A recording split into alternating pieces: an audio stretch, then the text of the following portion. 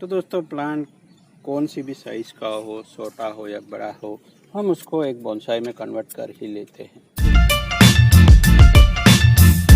क्योंकि स्किल है तो मुमकिन है दोस्तों। और स्किल को हम यहाँ डेवलप करवाते हैं। हमारे साथ केवल बने रहना है, कब स्किल आ जाएगी पता भी नहीं चलेगा। तो यही करना है।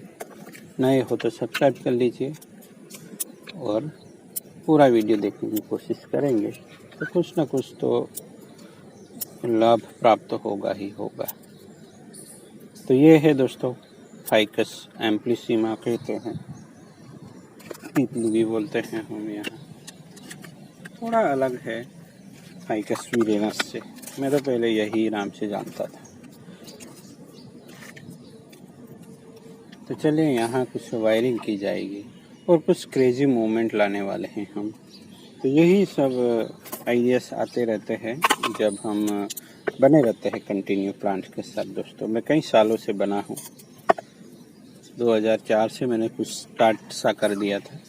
फिर पढ़ाई कर रहा था तो कुछ इतना ज़्यादा ध्यान तो नहीं दे पाता था, पर जैसे ही मेरी जॉब स्टार्ट हुई यहाँ मेरा ध्यान इधर आ गया ज़्यादा, क्योंकि अब मैं इन्वेस्ट भी कर सकता था, जो चाहिए तो ला सकता था अपने पैसे से। तो फिर तो क्या कहना, हमने फिर पीछे मुड़ के कभी देखा ही नहीं।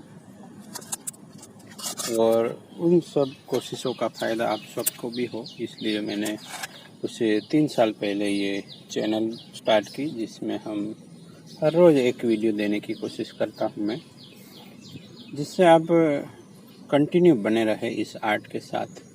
और जिसके साथ हम बने रहते हैं उसी की ओर हमारा ध्यान आकर्षित होता है और ऐसा ही कुछ करने का हमें भी एक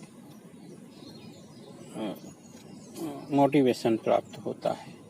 तो आप बनाए ना बनाए, बट इस तरह बने रहे, ये तो कभी ना कभी आपको अपने आप को ही लगेगा कि चलिए हमें भी ट्राई करना है। और बहुत से लोगों के फ़ोन आते रहते हैं कि सर हमने आपको देख के स्टार्ट किया है, तो बड़ा अच्छा लगता है दोस्तों। यही तो मैं चाहता था। कुछ मुश्किल आती है प्लांट में तो किस सबको बेच भी चुका हूँ, और वायर भी चाहिए हो तो मैं बेचता रहता हूँ सबको, क्योंकि कहीं भी नहीं मिल जाते वायर ऐसे ही। तो ये सब जुगाड़ करना आ जाता है धीरे धीरे। यहाँ मैं क्या कर रहा हूँ, एक होल बना रहा हूँ। पोट नहीं मिलते थे तो पोट का भी ऑप्शन ढूंढ लिया हमने। इस तरह प्लास्टिक पोट से ट्रेनिंग करते हैं। पोट तो हम खुद ही बना लेते हैं, तो उसकी तो कोई दिक्कत है ही नहीं। जब चाहे मन चाहे पोट बना लिया।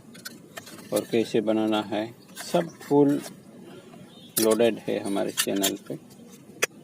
तो आपको तो केवल बने रहना है, थोड़ी मेहनत करनी है और कंटिन्यू बने रहना है, तब कहीं जाके हम कुछ कर पाएंगे।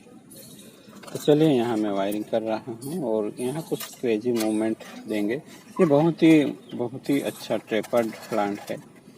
लगभग 2 साल हुए होंगे मेरे पास, या शायद मैंने पिछले साल ही इसको प्रोपोगेट किया था। ठीक से याद नहीं रहता, क्योंकि बहुत सारे प्लांट होते हैं दोस्तों। फिर भी हर एक प्लांट के साथ तो कुछ न कुछ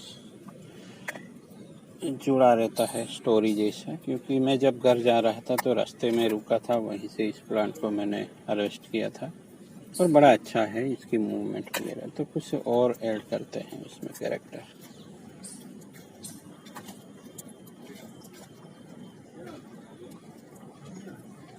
तो वायरिंग में एक ख़ास बात यही है कि हम इस पैटर्न को फॉलो करें दोस्तों, तो कम लागत में यानी कम वायर में हम ज़्यादा काम कर सकते हैं।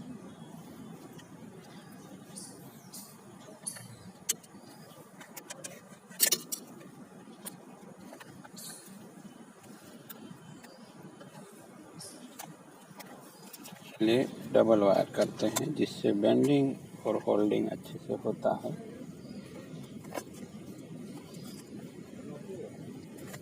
और दूसरा वायर भी चढ़ाते वक्त ये ध्यान में रहे कहीं से ओवरलैप ना हो जाए और सीरीज के साथ चले।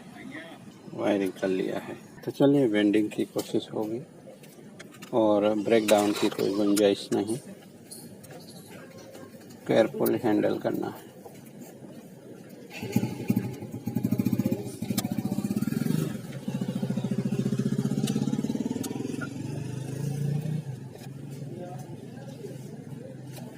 यहाँ मैं खींच के बांध देता हूँ। तो वायरिंग टेक्निक में भी इस तरह एडिशनल चीज़ें इस्तेमाल हो जाती हैं, तो हमें यहाँ खींच के बांधना है। तो ये मूवमेंट हमें यू टर्न जैसा मिल गया। ये आगे चल के अच्छा लगेगा, अभी तो ऐसा कोई प्लांट होता है नहीं।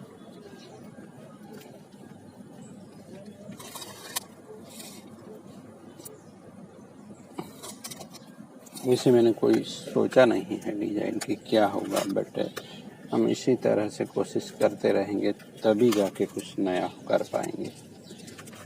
तो जितनी संभावना होगी मैं इसको बेंड करने की कोशिश करूँगा। यहाँ थोड़ा ब्रेक डाउन, क्योंकि जैसे जैसे ग्रीन पार्ट आता जाता है ये डेलिकेट होती चली जाती है, बट इसमें ज़्यादा डरने की बात है नहीं, क्योंकि ये हीलिंग भी इतनी ही ज़बरदस्त तरीके से हो जाता है। तो थोड़ा अब डेलिकेटली हैंडल करना होगा, क्योंकि अब ये साइन नहीं देगा, सीधे चटकेगा। तो इस तरह धीरे धीरे एक्सपीरियंस से आता रहता है।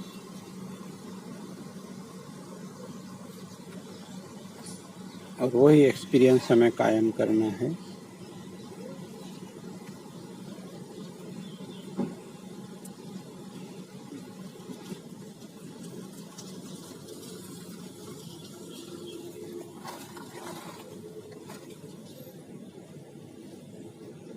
अभी जितना पॉसिबल लगता है मैं कर लेता हूँ, और इस ब्रांच को मैं पिंच नहीं कर रहा या ट्रिम भी नहीं कर रहा, बट यहाँ थोड़ा ब्रेक हुआ है, नहीं होना चाहिए था, पर होता रहता है।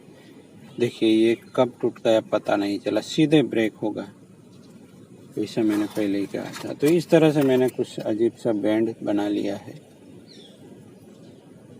तो इसी के साथ हम आगे चलेंगे। यहाँ कुछ ब्रांचिंग होगी और ये इसमें भी है, तो यहाँ भी थोड़ा वायरिंग कर लेता हूँ। दूसरा वायर लगाने में लोग गलती कर देते हैं।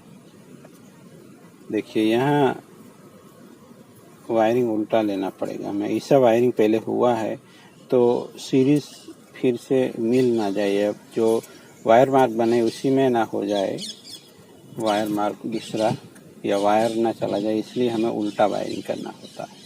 और यहाँ ऐसा भी कर सकते हैं, यहाँ हमें ज़्यादा बेंडिंग चाहिए है तो हम ऐसा कर सकते हैं, यहाँ से डायरेक्ट यहाँ लगा लिया।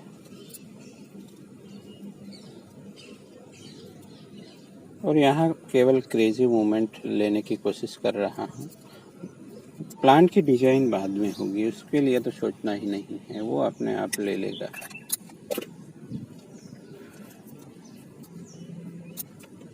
तो शेप अपने आप आता चला जाएगा, बाद में देखेंगे, वो शेप हमें नहीं सोचना। यहाँ और 2 ब्रांचें, और वाइंडिंग कैसे किया है उसी के हिसाब से हमें उसको ट्विस्ट करना है, नहीं तो ये वायरिंग खुल सकता है। और इन दोनों में भी हम वायरिंग कर लेते हैं डायरेक्ट। ज़रूरत है नहीं, बट वायर है, मौका है, तो हम कर लेंगे। तो दोस्तों इसी तरह से काम होता रहेगा, केवल ज़रूरत है तो बने रहने की। उसके लिए तो क्या करना है पता ही है। तो चलिए, यहाँ कुछ क्रेजी मोमेंट मिल गए हैं, चलिए उसको भी निकाल ही देते हैं। तो यहाँ कुछ ऐसे ही प्लांट भी ग्रो हो जाते हैं। देखिए यहाँ ग्रो हुआ है सैंड पेपर का प्लांट, यहाँ ये कॉमन है, तो पंछियाँ उसकी बेरी खाते हैं। और पेड़ के नीचे मेरे प्लांट रखे होते हैं, तो उसमें उसकी बीट गिरेगी और इसमें से ये ग्रो हो जाते हैं। तो चलिए दोस्तों, मिलते हैं किसी और नई टॉपिक के साथ। Thank you for watching. और ऐसा कर्व वाला काम शायद हमारे यहाँ तो यही देखने को मिलता है, तो सीखने के लिए ज़रूर बने रहे। Thank you for watching.